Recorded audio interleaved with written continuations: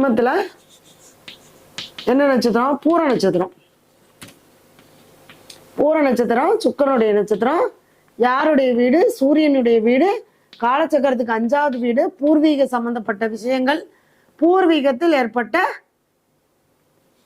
பெண் சாபம், பெண்ணுடைய ஆத்ம சாபம், தந்தை வழியில் தாத்தா வழியில் பூர்வீகத்தில் ஏற்பட்ட பெண் சாபம், குலதெய்வ சாபம். குலதெய்வம் பெண்ணாக இருந்தால் குலதெய்வம் கோயில்ல போய் மண்ணை வாரி தூத்திடுவாங்க. இவங்க எல்லாம் என்ன ரொம்ப வாழ்க்கையில் நான் கஷ்டப்பட்டேன், அவங்களுடைய வம்சமே அழியட்டும். இப்படி இருக்கிறவங்களுக்கு வம்சம் தலைக்காது, குழந்தை பாக்கியம் இருக்காது, ஒரு வளர்ச்சி அப்படிங்கிறது இருக்காது. அது லக்னத்துக்கு 6ஆம் பாவமா இருந்தா கடனை கண்டிப்பாக கொடுக்கும். தாங்கவே முடியாத கடன், தாங்கவே முடியாத நோய், தாங்கவே முடியாத வழக்கு.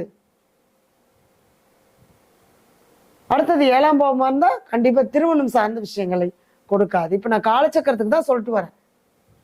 அப்ப சுக்கிரன் பிளஸ் சூரியன் பிளஸ் மாந்தி, தந்தையும் ஒரு பெண்ணை ஏமாற்றிய சாபம். அதே வேலையை தான் இந்த ஆத்மாவும் செய்து கொண்டு வந்திருக்கும். காதல், காதல் என்ற பெயரில் ஏமாற்றியது, அதனால் ஏற்படக்கூடிய தோஷம், அதனால் ஏற்படக்கூடிய சாபம். அது ஒரு இறப்புக்கு காரணம்.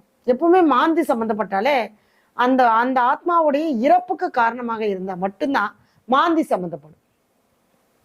அப்ப அவங்க வீட்டுல பெண்கள் அகால மரணங்கள் ஏற்படுவாங்க, பெரியவங்க ஹார்ட் பிரச்சனையில பாதிக்கப்படுவாங்க, ஹார்ட் அட்டாக் வரும். அது எப்ப அப்படின்னா, இது எப்பவுமே இருக்கிறது. 50% நமக்கு அந்த வலி இருந்துகிட்டே இருக்கும். 100% ஆகிறது அதனுடைய தசாபுத்தி காலகட்டங்களில் அல்லது கோச்சாரத்தில் கிரகம் வரும்போது. நான் அதுதான் உங்களுக்கு அழகா குரு பயிற்சி பத்தி நம்ம இப்போ லாஸ்ட் வீடியோவில் சொல்லியிருப்போம். குரு பயிற்சிக்கு எப்படியெல்லாம் பலன்கள் எடுக்கிறது, எப்படி நம்ம பலன் பார்க்கறது அப்படின்னு. சரிங்களா? அடுத்தது சூரியன் சொல்லியாச்சு. அடுத்தது சந்திரன் இருந்தா எப்போ பார்த்தாலும் எதை தொட்டாலும் விரைமத்தா இருக்கும், எதுலையுமே ஜெயிக்க முடியாது. அடுத்தது வெளிநாடு, அசையாத சொத்து, சொத்து வாங்கி போட்டு தான் பிரச்சனையா இருக்கும். அப்பா சொத்து கிடைக்காது, பூர்வீக சொத்து நம்மளுக்கு கிடைக்காது. அடுத்தது செவ்வாயா இருந்தா கண்டிப்பா மண்ணினால் ஏற்பட்ட ஒரு சாபம், அந்த பூமியில வாஸ்து சாபம், வாஸ்து குற்றம் இருக்கும், பூமி சாபம் இருக்கும். இதுதான் அவங்களுடைய கர்மா. இந்த மாதிரி ஒவ்வொரு கிரகத்துக்கும் நம்ம சொல்லிக்கிட்டே போகலாம். இது மாதிரியெல்லாம் நீங்க இது நான் முக்கியமான சில ஹிண்ட்ஸ் மட்டும் கொடுத்துட்டு வரேன். இந்த மாதிரி உங்களுக்கு விபரமா தெரிஞ்சுக்கணும்னா நீங்க இது சார்ந்த வகுப்புகள்ல நீங்க கலந்துக்கலாம். அந்த வகுப்புகளுக்கு உண்டான விஷயங்களையும் நான் உங்களுக்கு சொல்லுவேன். சரிங்களா? இது நான் கொஞ்சம் கொஞ்சமா உங்களுக்கு சின்ன சின்ன விஷயங்களை உங்களுக்கு எக்ஸ்பிளைன் பண்ணிட்டே வந்துட்டு இருக்கேன். அடுத்தது ராகு நின்னா சொல்லவே வேண்டாம். பூர்வீக சாபந்தான், முன்னோர்கள் வழி சாபந்தான், புத்தை இடிச்சு, பாம்பு புத்தை இடிச்ச சாபம். ராகுன்னா ராகு கேதுனாலே பாம்புக்களை வதை செய்த சாபம். நாகதோஷம், நாகசாபம். நாகதோஷம் வந்தாதான் புத்திர சாபம் வரும், புத்திர தோஷம் ஏற்படும். ராகு கேது தோஷம் நம்ம கேள்விப்படுறோமா? காலசர்ப்ப தோஷம் இருக்க ஜாதகத்துல. இதெல்லாம் இந்த ராகுவோடு மாந்தி, ராகு சம்பந்தப்பட்டால் இந்த காலசர்ப்ப தோஷம், பித்ரு சாபம். இங்க சூரியன் வீட்டுல மாந்தி இருந்தா என்னங்க? பித்ரு சாபத்தை கொடுக்கும். யாரோ கேட்டீங்க இல்லையா பித்ரு சாபம்னா என்னன்னு? அப்ப அது என்ன பண்ணும்னா, முன்னோர்களுக்கு திதி கொடுக்க விடாது, அவங்களுக்கான விஷயங்கள் நமக்கு கிடைக்காது, அவங்களுக்கு செய்ய முடியாது, குலதெய்வ வழிபாடு பண்ண முடியாது. குலதெய்வத்துக்கு போகலான்னு நினைப்போம், ஆனா போக முடியாது. போயிட்டு வந்தா ஏதாவது ஒரு பிரச்சனையா இருக்கும். அப்ப அதையெல்லாம் கடந்துதான் நம்ம போகணும். அடுத்தது கன்னி. கட் பண்ணிக்கணும்.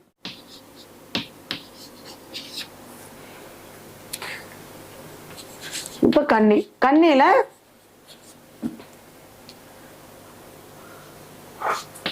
ஹஸ்தம் தான் நம்மளுக்கு என்ன நட்சத்திரமா வந்துச்சு? கர்ம நட்சத்திரமா வந்திருக்கு.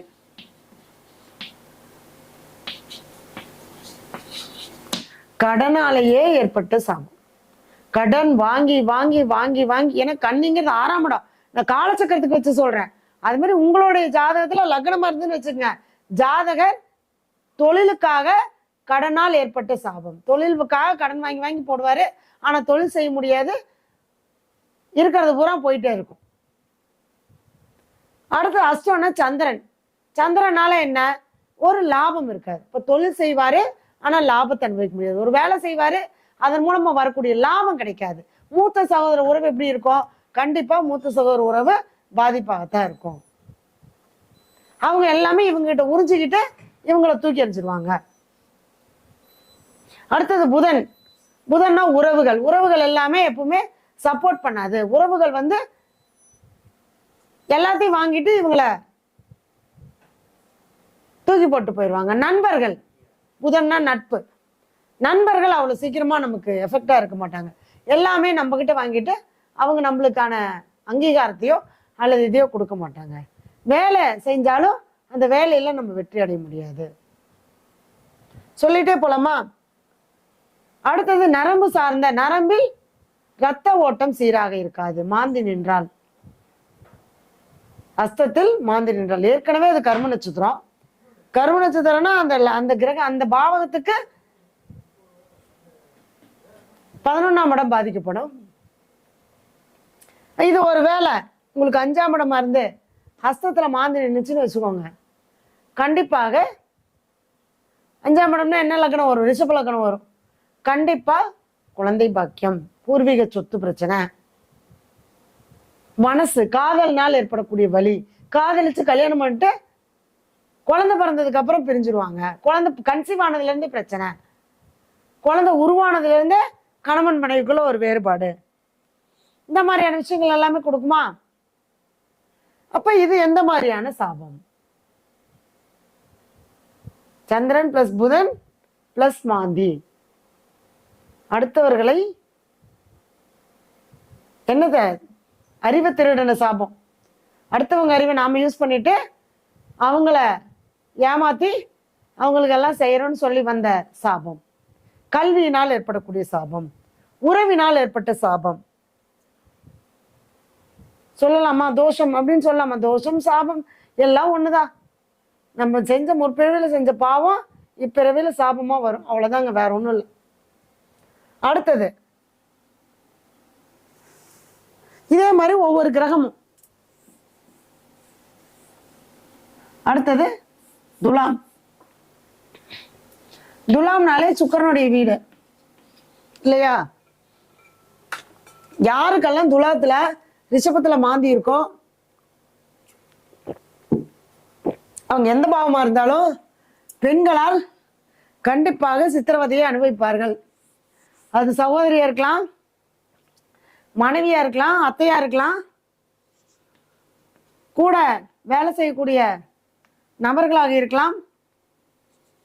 யாரா இருந்தாலும் அதனுடைய அந்த கஷ்டத்தை அனுபவிச்சுதான் ஆகணும். அவங்களால ஒரு சித்திரவதை அனுபவிச்சுதான் ஆகணும், வேற ஆப்ஷனே கிடையாது.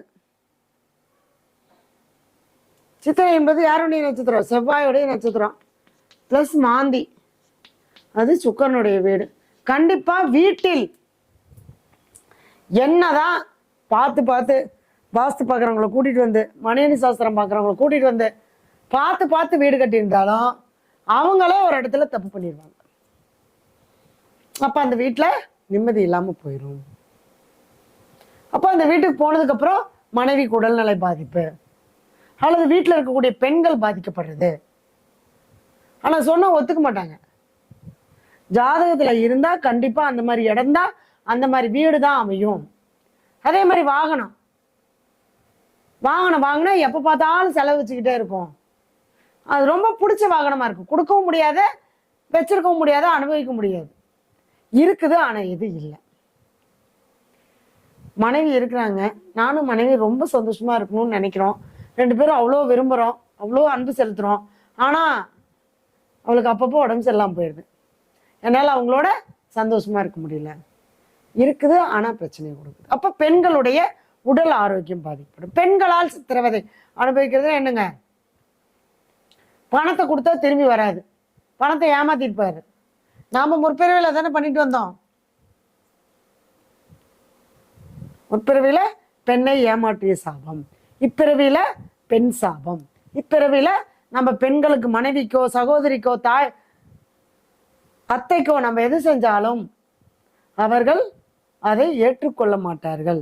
எல்லாம் வாங்கிட்டு என்னத்தை செஞ்சுட்டாங்க போ, எங்க அண்ணன் என்னத்தை செஞ்சான், என் தம்பி என்னத்தை செஞ்சான், என் புருஷன் என்னத்தை செஞ்சான், ஒன்றும் செய்யல போ அப்படின்னு சொல்லக்கூடிய ஒரு அமைப்பு ஏற்படும்.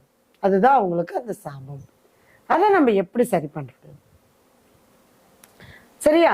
அதுக்குண்டான சில ஆலய வழிபாடுகள் மூலமாகவும் சில நிவர்த்திகள் மூலமாகவும் கண்டிப்பாக சரி பண்ண முடியும். சரிங்களா? இந்த மாதிரி ஒவ்வொரு கிரகமும் அதுல நின்னா நம்ம எடுத்துக்கலாம். ஓகேவா? அடுத்தது விருச்சகம்.